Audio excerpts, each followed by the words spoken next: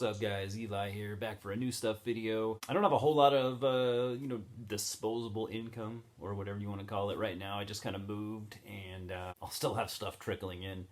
So I'm just going to show what I got here, stuff I picked up in the last week and a half, 2 weeks. And for a while there, because I was buying so much stuff, I was separating like my movies and my, and my CDs and stuff like that. Today we're just going to do it all because it's not that much, but...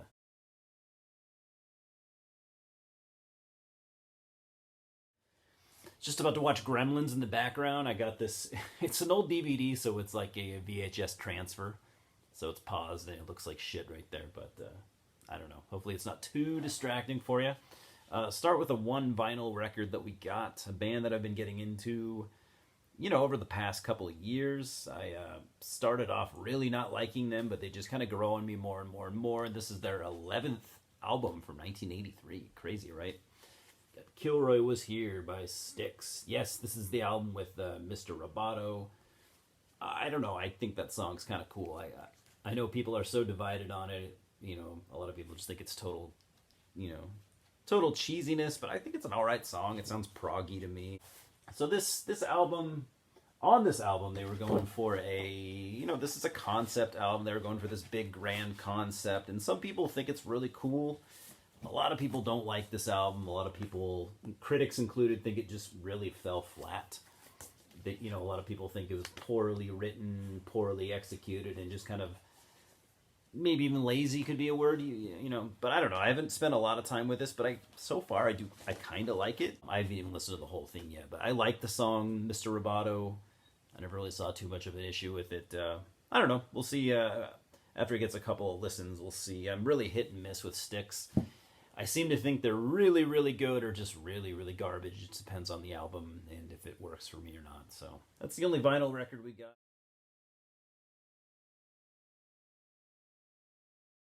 Moving on to some CDs. From Brooklyn, New York, formed in the very early 90s. We have, now this is a band that I had like 2 of their older albums a long time ago, and I got rid of them. I did a great purge in like the mid-2000s. Got rid of a bunch of stuff that I just didn't think I needed. Some of it I regret and wish I kept. Some of it I'll never even remember having it. But this band, just one of those bands where I'm like, I'm never going to listen to this again. It's just not really my thing. But I've been kind of, going through a little bit of a renaissance lately.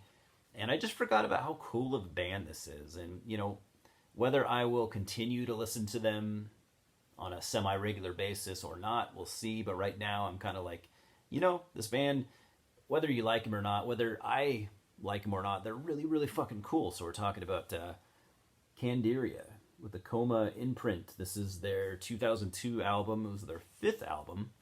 This followed their, I don't know if you'd call it a major label debut, but they had an album out on Century Media the year before. And I don't know, maybe it didn't sell as well as it should have, because that was the only time they were ever on a large label. Well, I take that back. They got signed to Metal Blade years back. So this is a double disc album. Candiria, if you've never heard them, again, this band is not going to be for everybody, but they're a band that they combined elements of like grindcore, hardcore, death metal, jazz, funk, hip hop. I know that sounds like way, way, way too much, and for a lot of people it is going to be way, way too much, but they're really good. They're amazing musicians. They're really good songwriters. And, I'm not a rap guy, but I actually really like the rap parts when this band utilizes them. I actually think they're done really well. As a comparison, if I were just to pick one band that I'd maybe compare them to, I'd say Meshuggah. I think they're way better than Meshuggah, but I think them and Meshuggah are, in a way, kind of kindred spirits. They both have, elements of death metal. Maybe their roots were in death metal, but they, quickly branched out and just kind of mutated.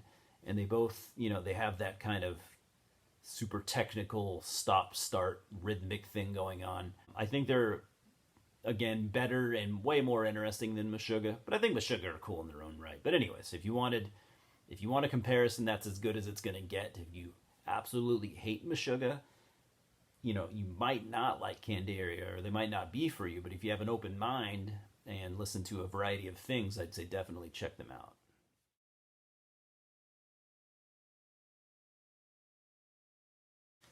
Now I know some of you guys are probably getting tired of seeing this guy pop up in so many of my videos lately, but I got a couple Devin Townsend releases, two live albums actually. So I've been waiting for his new album. I've had it on pre-order. Um, the manufacturers, for some reason, are kind of failing to get it to us. I know some people have the new album, a lot don't. I don't have mine yet, so I went out and bought a couple things just to kind of hold me over. So I bought this 2020, 2020 live album, The Order of Magnitude. So this was recorded on the Empath tour, and this is a nice little set here. 3 discs. It's got 2 CDs and it's got a Blu-ray as well of the show. So I'm looking forward to hearing some of this material live. Should be fun. I don't buy a ton of live albums, but you know, it's funny, I say that a lot, but I kind of do. I buy a decent amount of live albums. Every time I buy one, I'm like, I don't usually do this. I guess I am a guy that buys live albums. I just embrace my inner live album purchaser.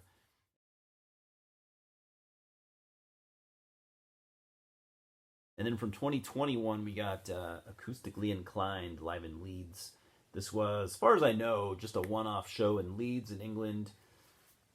Just completely acoustic. I'm pretty sure it's just Devin and a couple acoustic guitars, no one else. I've listened to some of this. I mean, it's an acoustic live album. It's very, very mellow. I mean, obviously, Devin Townsend has always had a mellow side with his music, but this is as mellow as, I mean, as mellow as it gets for this guy. And it's almost borderline too mellow. Like, I like some mellow music. I think I'm going to have to listen to that one when I'm in the right mood. It's just so calm, and it's cool for what it is, though, and I'm glad I bought it.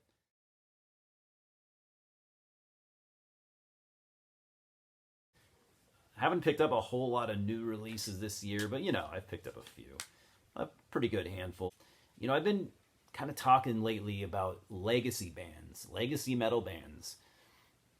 So many of them just play it way too safe. They put out album after album, and I can only buy so many albums from a legacy band, even if it's one that I love.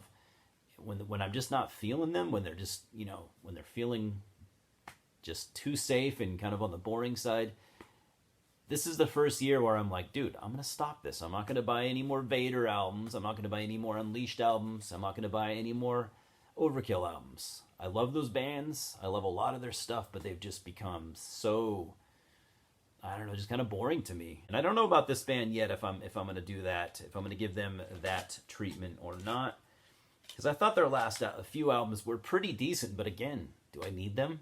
And this is probably, this album is kind of it's gonna have to blow me away, or I'm probably not gonna buy their next album. But we're talking about Exhumed with their newest. This is their this is their 8th album, To the Dead. It is called via Relapse Records. Like I said, there's nothing wrong with their last 2 albums. They're decent, but they're not. They didn't blow me away. I mean, this is going to be a pivotal album. You got a lot to prove, Exhumed. This may or may not be the last album I buy from them. I just can't, like I said, I just can't keep buying these legacy bands albums when I don't need them. I have their early stuff that's awesome, and I just probably don't need every single thing that they do.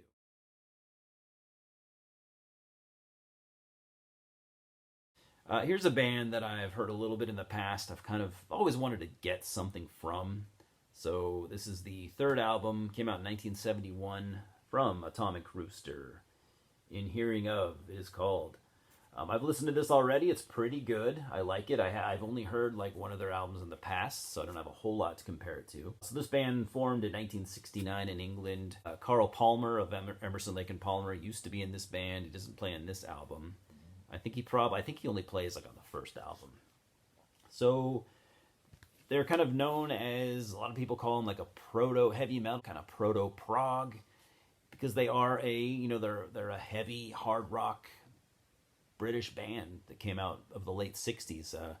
Think Deep Purple. They're very much Deep Purple-esque, and even like Uriah Heep. So if you like Uriah Heep, Deep Purple, Atomic Rooster are cool. They're kind of progressive, but not quite. They're kind of heavy metal, but not quite. They're just, you know, they're one of those cool British bands that were just kind of just doing their thing. You know, they have a good number of albums that, like I said, I've only heard their debut, which always thought was pretty cool. I liked this one a lot. I think this was maybe a little more progressive sounding than the debut.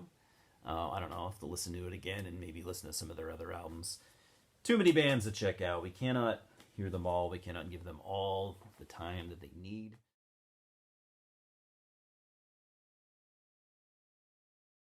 All right. Anyways, just got a couple of movies, guys. Hang with me. Hang with me. From 2004, we got Satan's Little Helper. I'm not sure why I bought this. I have seen parts of this in the past, and it just seems awful. It's a low budget movie. I bought it because it was like $3, and it's got a cool cover, and it's intriguing.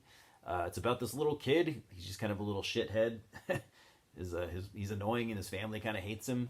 And he ends up befriending this guy that walks around wearing a scary mask, and who basically is a serial killer, takes a liking to the little kid, and he kind of just like shows the little kid how to kill people. It's not with a bigger budget, it might have been cool. It's just way too low budget, I think, to be effective. But I've always kind of wanted to watch it in its entirety. I discovered it on Dr. Wolfula's channel. If you've never seen Dr. Wolfula and you like horror movies, definitely look into him because he's amazing. His channel's great. It's one of the most underrated YouTube channels ever. So it's really cool.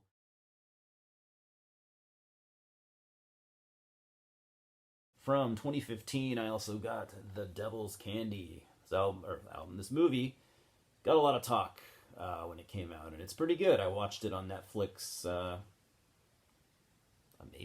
probably around 2018 or something. Thought it was really, really cool. It's a very kind of artsy, kind of has that A24 feel. It's a cool, I like it. It's starring Ethan Embry.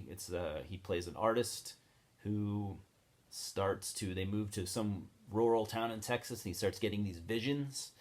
And the visions start to kind of leak into his painting. He almost becomes possessed by the art. And there's other paranormal stuff going on that I won't get into. Just check it out. It's, if you like horror movies, this is one you at least want to check out. I fucking ripped the cover. It's not super noticeable. I put a nick in it there. Don't ask me how. When I was flipping, I was reversing the covers because I liked this, this drawn version better than that, which is that's a cool cover. I should have just left it alone. So I was swapping them, and I ripped the cover. Whatever. Yeah, stoked to rewatch this. Like I said, I enjoyed it on Netflix, and I've always wanted to watch it again. So.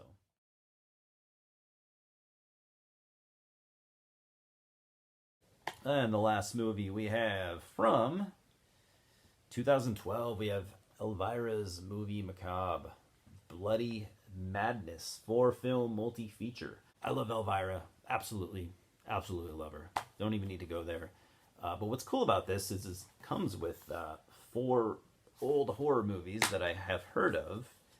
One of these I might even own. I can't remember. It's a nice set. It's got 2 discs. So what comes on here, you ask? So you got the 4 movies. I think it's got commentary by Elvira, which is really cool. It's almost like you get to watch the movies with her, which, I don't know, whatever. Kind of nerdy. But so you got A Bucket of Blood from, let's see, I got these written down, from 1959. I've heard of that movie. I may own it. It's a Roger Corman movie. I know I haven't seen it. It's got The Killer Shrews from 1959 as well. I'll be honest, I've seen very few movies from the 50s. I'm more of like a 70s and on guy, but I'm into it. You got Manos, The Hands of Fate from 1966. Manos, The Hands of Fate is kind of famous for being one of the worst movies ever made, so I'm stoked to watch it.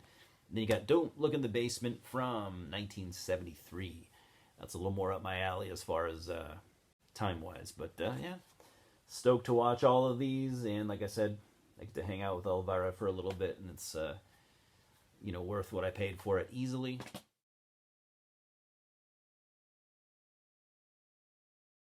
I bought a comic book. I know I don't really need to show those on here, but hey, this is horror related. So back in 2014, They did Boom Studios did a Nightbreed comic, Nightbreed, the Clive Barker movie. Love it, absolutely love it. I've wanted to get this comic series ever since then. I just forgot, so found this randomly, like for $1. It's issue 5, but hey, you gotta start somewhere. Look at the cool artwork, though. Awesome. So yeah, now I just need to get the rest. If any of you guys have any doubles or whatever you'd like to sell me, let me know. Maybe I'll snag them from you. Just throw that out there.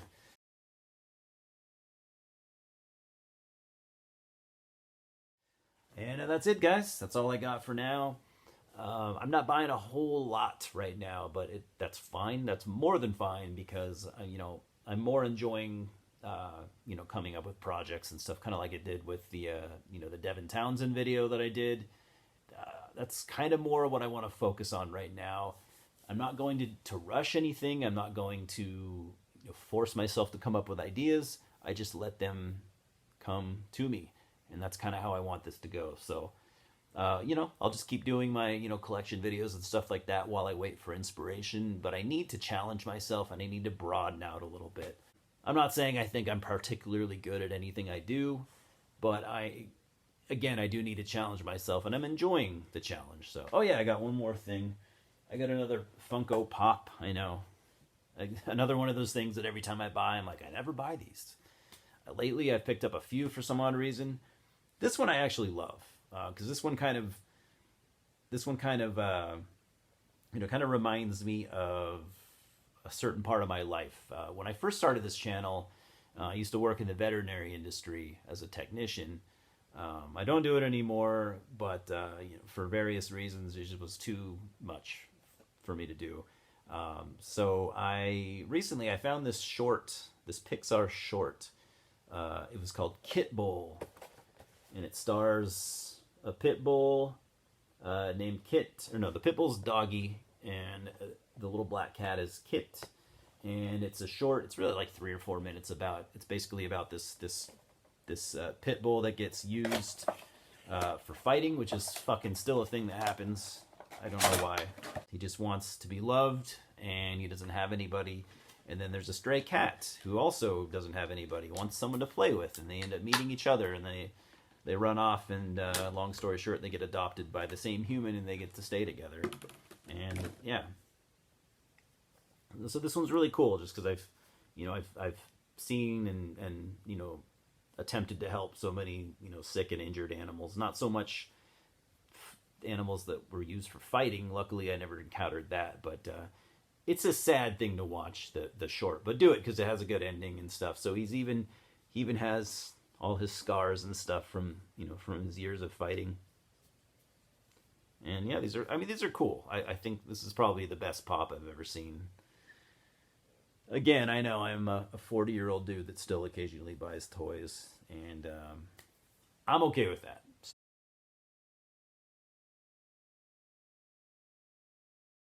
Anyways, guys, Louis says hello. He's fucking sitting down here whining at me. I don't know if you heard him, but he's a little brat.